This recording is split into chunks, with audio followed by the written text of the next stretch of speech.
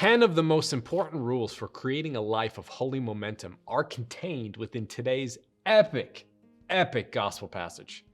Now, as I deliver this to you, you may disagree with the list or you may disagree with the order that I delivered in, but what you cannot possibly disagree with is this. If you spent the rest of your life simply trying to unpack and then live the wisdom of each of these rules in this gospel, you would unequivocally become all God made you to be. You would become a living saint on earth and in heaven. Now, here is the list in the order presented by Matthew, the writer of this gospel. Rule number 1, go to your Jerusalem and endure what God asks you to endure. Jesus could have said no to his mission, and so can you. You can turn away from your Jerusalem.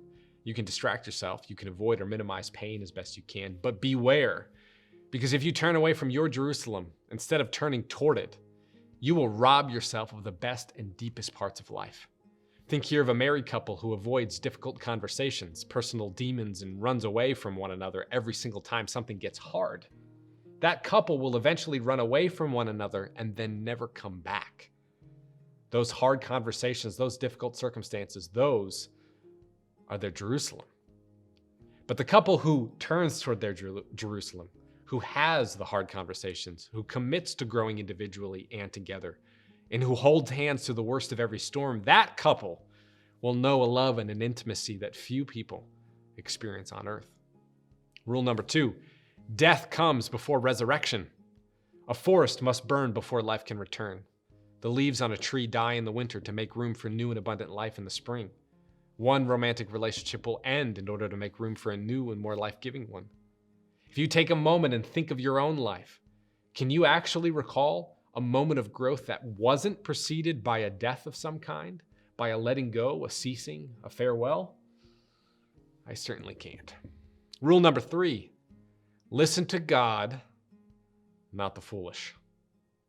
Make no mistake about it, when you pursue God's dream for your life, some people will do everything in their power to stop you, even those closest to you. They will pull you aside just as Peter pulls Jesus aside and call on the power of God, just as Peter calls on the power of God, to prevent you from doing what you know you are called and made to do.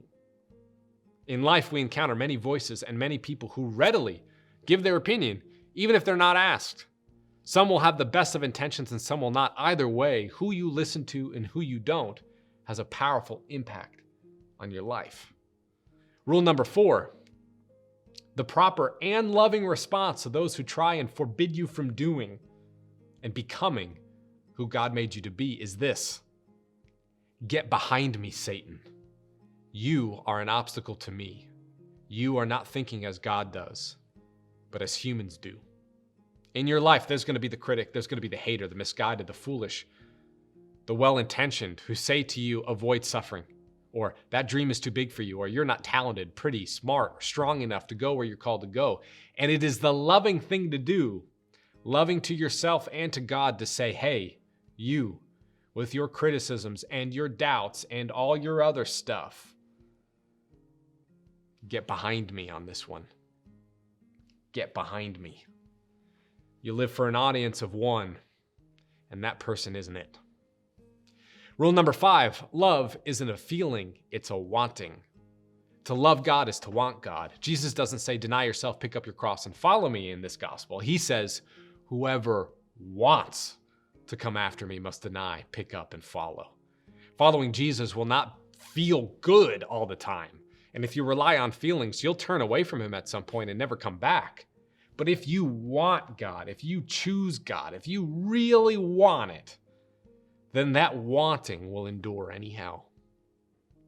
Rule number 6, deny yourself. Deny yourself because your yes means nothing if you can't say no. Deny yourself for the sake of freedom, and deny yourself for the sake of happiness. A man who cannot say no to alcohol, he cannot be trusted. He isn't free, and he is miserable every second of every single day. So deny yourself. Deny yourself of the bad things that hurt you. Deny yourself of the good things that present themselves at the wrong time or in the wrong context. Deny yourself of the things that feel great at first but cause harm in the end. Deny yourself so that your soul is in charge of your body rather than the desires of your body being in charge of your soul. In the name of happiness and freedom, deny yourself. Rule number 7, take up your cross. Take up your cross. Take it up because you are actually incomplete as a person if you don't. Meaning cannot be found by way of eliminating all burdens. It can be found, however, by choosing to take up a cross that is so worth carrying that everything required to carry it actually draws out the very best of you. Rule number 8, there's no such thing as an unpaved road. Human beings have been around. We've been around for a long time, and we all walk the same path as someone before us. Not in the same way, but the same path. And the amazing and terrifying aspect of being human is that we get to choose who or what we follow and the path that we walk. And honestly, the verdict is in. Those who follow Jesus without reservation, they are the best among us. They are the happiest among us.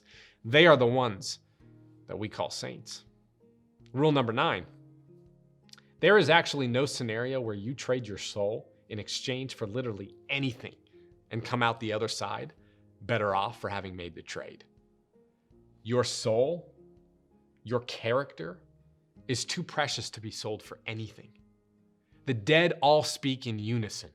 In the end, all you have is who you are. So what profit would there be for one to gain the whole world but lose their soul? Answer is absolutely nothing. The 10th and final rule, all will be repaid according to their conduct. It's not enough to talk about being good. It's not enough to talk about being a holy person or creating holy moments. You have to do it. You have to live it. You have to create them.